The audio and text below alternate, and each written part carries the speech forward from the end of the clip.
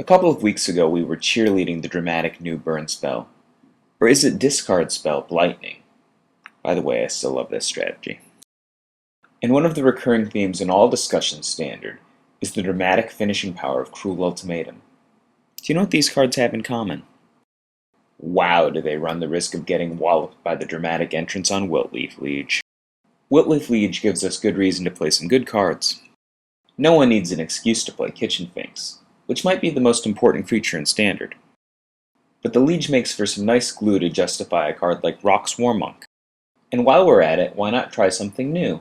This is a story about Stoic Angel, and a deck we call the New Girl. This is Ian Walter's Bant deck, and the Gravesend Champs champion, the New Girl. It is a synergistic blue, green, and white mid-range creature deck full of efficient bodies, all tied nicely together by the discard foiling Crusade on Wheels, Wiltleaf Cavaliers. Against control decks, Ian could use his cryptic commands to hold a creature lead, or preferably stave off Cruel Ultimatum. Whereas against creatures, he can muck up the red zone with life gain and big butts, attacking slowly and vigilantly with a single Stoic Angel, refusing to die. This game is going to be one of the latter. Okay, we're on the play. But the game really opens with his taking our Kitchen Finks with Thoughtseize, which stinks because it's pretty good in this matchup. He follows up with an unsurprising Llanowar Elves. We played the other Kitchen Finks.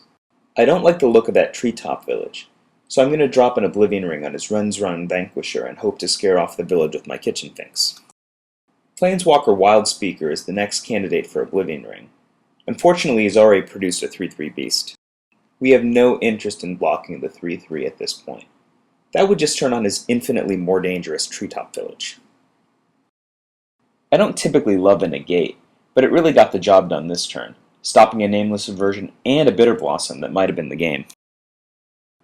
Well, there's not much we can do about that Profane command, except rip a 3/4 to scare all those green guys back to their own side of the red zone. Wait a minute, Chameleon Colossus might actually kill us. This is the next victim of the Oblivion Ring trio. I've always found Troll Ascetic to be a little overrated. Without a Lockstone Warhammer, Troll Ascetic is going to be utterly meaningless against this board. Slow and steady, we're just going to come in for 3 Vigilance. So this turn we're going to go larger upstairs and drop our 4th Oblivion Ring on yet another Chameleon Colossus. I considered attacking with the Rock's Warmonk, but he actually had mana from Elves to regenerate both Trolls, so it would have been a needless expenditure of Rhino Blood. 5 more in the air just from the Vigilant New Girl, and that draws the concession. One of the things I really like about this deck is how the New Girl can slow down the game plan of smaller creatures and peck away with one guy, even without a legitimate Exalted card. And you've got to admit it's pretty cool how Rock's Warmonk keeps your life total up, even without mixing it up in the red zone. But having played it a couple of times, the main thing I didn't like is the mana base. Ian has it set up with so many pain lands that you can lose a close matchup to your own lands more often than almost any other deck in Standard, even with all the life gain. Actually setting up to use the Wiltleaf Liege's Dodecapod ability in the metagame is an admirable strategy, and I think that this deck has some nice play. But if you want to try it, I suggest tuning the mana base a little bit. But still, very cool.